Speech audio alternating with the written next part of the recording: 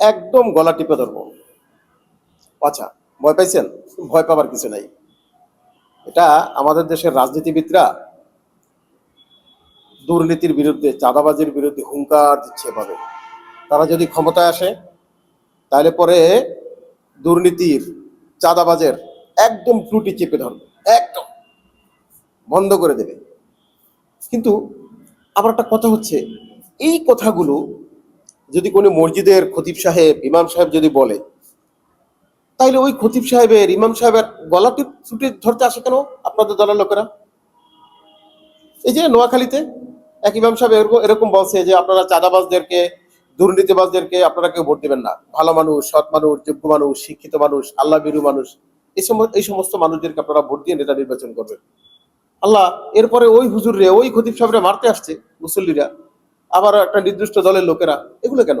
তার মানে এই যেগুলো আপনারা বলতেছেন না মাঠে, দুর্নীতির ত্রুটি চেপে ধরবেন, চাঁদাবাজদের ত্রুটি চেপে ধরবেন, কোনো কম্প্রোমাইজ চলবে না, জিরো টলারেন্স, এগুলো আসলে কথার কথা।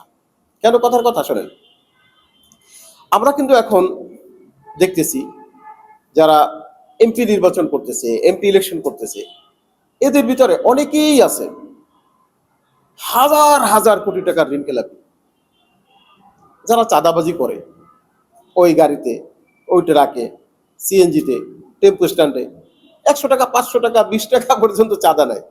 আমি দেখছি, আমি এক রিক্সায় বাইতুল মোকাররম যাচ্ছিলাম, তো 5-6 মাস আগের কথা বলছি, 20 টাকা চাঁদা দিয়েছি, কি একটা জন্য আর কি, একটা রসিদে দিয়েছি চাঁদা। তো হয়তো 20 টাকাটা এখন হয়তো 50 টাকা হয়েছে, জিনিসপত্রের দাম বাড়ছে না, এত কষ্ট করে দেশটা স্বাধীন করছে, কিছু চাঁদা দিবেন না? ব্যাপারটা বোঝেন না? গ্রামগঞ্জে যাই দেখেন, মানুষ অতিষ্ঠ হয়ে গেছে চাঁদার যন্ত্রণায়। মানে বললে তো আবার খারাপ মনে করবেন, একবার মিজানুর রহমান আজহারি বলছিল না, একদল খাইয়ে গেছে আর একদল খাইবে, এরকম একটা ব্যাপার আর কি। অনেকের পেটে ক্ষুধা, তো কত বছর খাইতে পারে নাই, একটু খাওয়া লাগে না, এই আর কি। এখন কথা হচ্ছে, আপনারা নির্বাচনের আগে, একজন এমপি নির্বাচিত হবার আগে এই টুটিটা একটু চেপে ধরতে পারলেন না? কেন ক্লিয়ার ভাবে বলতে পারলেন না, আমার দলে কোনো চান্দাবাজ, আমার দলে কোনো দুর্নীতিবাজ, আমার দলে কোনো মামলাবাজ, আমার দলে কোনো, ওটাকে কি বলে, ঋণ খেলাপি, এগুলোকে আমি নমিনেশন দেবো না, এদেরকে জাতীয় সংসদে পাঠাবো না। আচ্ছা, এটা সহজ ব্যাপার। এই ধরনের লোকরা যদি জাতীয় সংসদে যায়, এদের চরিত্র হলো এই, এরা কি ফেরেস্তা হয়ে যাবে? জাতীয় সংসদ কি এরকম একটা জিনিস? এদিকে বাইতুল মোকাররম যে গেলে সোজা হয়ে যাবে, ভালো হয়ে যাবে, ফেরেস্তা হয়ে যাবে? হয় না তো। বরং এর উল্টাটা হয়।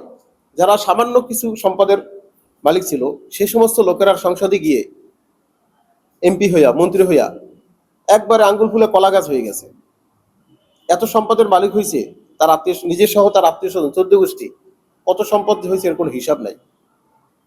তাইলে পরে এই ধরনের ঋণ খেলাপিরা, দুর্নীতিগ্রস্তরা, যারা আবার এদেশে ছিল না, আমার কাছে এখন অবাক লাগে যে এই বিগত সময়, বিগত 17 বছর, এই যে আওয়ামী লীগ যেটা ফেসিস্ট হয়ে উঠতে পারছিল, নির্যাতনের একটা স্ট্রিম রোলার চালাইতে পারছিল, আমার তো মনে হয় তারা শুধু একারাই দায়ী না। কেন? এই যে যারা ঋণ খেলে বেছে, বিগত সময় তো হয়েছে, এটা তো ঋণ থেকে, ব্যাংকে থেকে এরকম বিশাল অঙ্কের লোন নিছে, নিয়ে আর দেয় নাই।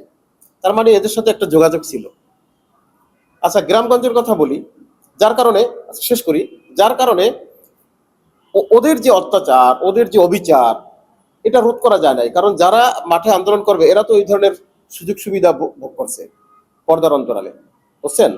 এইগুলো বুঝতে আর রকেট সায়েন্স পড়া লাগে না। হ্যাঁ, আচ্ছা, আরেকটা বিষয় হলো, গ্রামগঞ্জে ক্ষমতায় যাওয়ার আগেই একটা দল মানুষের জমি দখল, বাড়ি দখল, রাস্তা দখল, দোকান দখল, একদম অবারিত। আমার আত্মীয় স্বজনদের কথাই বলি, আমি জানি, হ্যাঁ, বাড়ির সামনে দিয়ে হাঁটতে দেয় না, কাটা বিছাই রাখে, কাটা। প্রমাণ চান? প্রমাণ দিতে পারবো। বাড়ি দখল করে ঘর উঠেই ফেলাইছে, মামলা করা হয়েছে, প্রশাসন কোনো ব্যবস্থা নেয় না। গিয়ে একটু দেখে আসে, বলে আসে এগুলো কাজবাজ চলবে না, আবার কাজ করতেছে, মামলা চলমান। তারপরেও নিজের জমির কোনো এখানে ইয়া নাই, দলিল নাই, প্রমাণ নাই, আর একজনের জমি কাজ করতেছে। ক্ষমতায় গেলে এই লোকেরা, এখন তো ধরেন 5 কাঠা 10 কাঠা দখল করছে, যখন যদি এরা ক্ষমতায় যায় তখন পুরো জমিটা দখল করে ফেলবে, বলবে এটা সব আমার, আমার বাবার জমি। কিছু করতে পারবেন? কারণ এখন ক্ষমতা যাওয়ার আগেই প্রশাসন কিছু করছে না বা করতে পারছে না। আর উপর থেকে ফোন আসে, উপর থেকে, ওই আগে যেমন হয়েছিল উপর থেকে, এখন সেই উপর থেকে ফোন যায়, কিছুই করে না। তার মানে আমরা যে পরিবর্তনের কথা বলি না, বা পরিবর্তনের যে আমরা স্বপ্ন দেখি, জানি না সেই স্বপ্ন কোথায় গিয়ে দাঁড়ায়। আমাদের সেই স্বপ্নগুলো দুঃস্বপ্ন হয় কিনা। আমরা চাই না আমাদের স্বপ্নগুলো দুঃস্বপ্ন হোক। এই দেশটা একটা সুন্দর, সুজলা, সফলা, শস্য শ্যামলা, সোনার বাংলাদেশ হোক, সেটা আমরা চাই। সুশাসন হোক, ইনসাফের একটা বাংলাদেশ হোক, এটা আমরা সবাই চাই। সেজন্য আমাদের কি করতে হবে? যোগ্য নেতৃত্ব আমাদের বেছে নিতে হবে।